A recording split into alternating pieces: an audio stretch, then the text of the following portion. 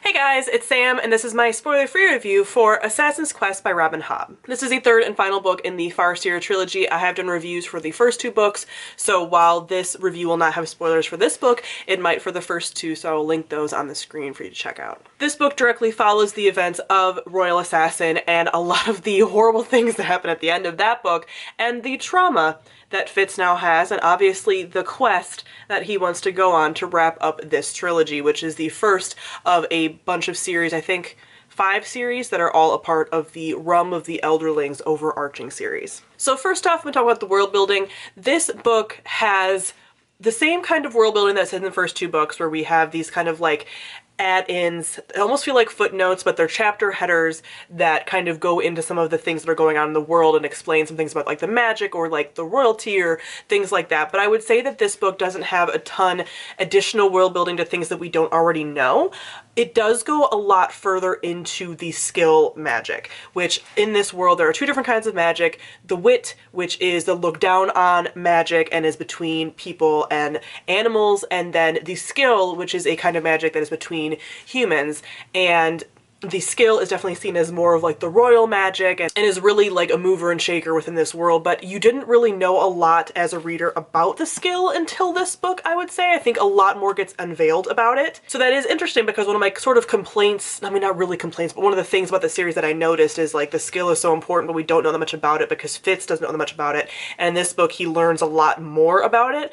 I will say that I don't love the skill as much as I like the wit, so I prefer the wit for magic, and I feel like we got a lot more of the wit in Royal Assassin than we did in here, and so I kind of missed that. Like, we still had him using the wit, but I just like it a lot more as a magic, and I find the skill to just be like a little bit more like vague and ambiguous, and that's kind of the point, because the wit seems just more like rooted in like nature and things like that because of what it is, where the skill seems much more like intellectual and out there. So I just tend to prefer nature magic, so the wit is more like my speed personally. But we do know a lot more about the skill because of this book. Next, let me talk about our characters. I continue to love Fitz. I really did fall in love with him in Royal Assassin, and so getting to follow him still was good for me. I will say though that I felt like this book was less character focused almost than the other two, well then really Royal Assassin, more so character interaction focused, because what I really liked about Royal Assassin, as my favorite of this trilogy, was that there were so many characters that Fitz was interacting with, and that his interactions were like mattering, and he was just kind of like a mover shaker catalyst, if you will. That's what they refer to him as in this book, within that book.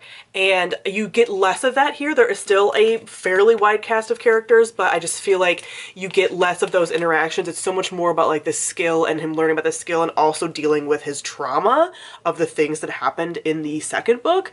Understandable, this poor kid's life has been so hard. But I did find myself missing those interactions, especially because we've built up all these interactions throughout, and this book is kind of about Fitz in a lot of ways shedding a lot of that, because a lot of his closeness with people has like harmed him and them, and he has this very dangerous position where he is in the world and like how he influences things, so he has to kind of disconnect from a lot of those people. But like I loved so many of those relationships, so I was sad to see that element kind of go. So lastly, I'm going to talk about the plot. I did listen to the majority of this on audio, and I'm glad that I did, because I do feel like a lot of this book dragged for me, and reading it all on physical copy would have probably been bad for me. But I really enjoyed the first third of the book, I would say, a lot. That still felt like how I felt about Royal Assassin. I was really enjoying it, and then things kind of started to get repetitive. A couple of different plot points kind of repeated in different scenarios, which I'd heard before, but was still kind of frustrating. And then a lot of it, it's not necessarily that it wasn't action-based, because a lot of this series just isn't very action-oriented. It's a lot more character-driven, but I just felt like a lot of parts dragged, especially with a lot of the skill stuff. It's very vague, like I said. And I just wasn't kind of just glazing over at times when listening to it and not really connecting to the story. I do feel like most of the middle and even the end dragged, and then I felt like we got a really quick conclusion that didn't really feel satisfying to me, because there's so many things that we've been building towards, and then all of that stuff is kind of wrapped up, most of it off page, and it's just like, but but wait, like, this has been what we've been working towards this whole time, and now it's just like resolved off page. So it sort of felt not as bad, but I'm still very traumatized by this, so I'm still comparing it. It sort of felt like Game of Thrones, where the whole time you're building up to the White Walkers, and then the White Walkers happens like really quickly, and then you're just like, but wait, that's what this has been all about this whole time. And I just feel like that's kind of what happened with this. I do know, you know, that there is more to this series, and that this world and the things that happen in this book are going to affect things in the world, and that we're going to be back with Fitz in not the next series, but the series after this one, because the series is completed. So I know all of this. I'm not a reader that's going into this being like, wait, that's it?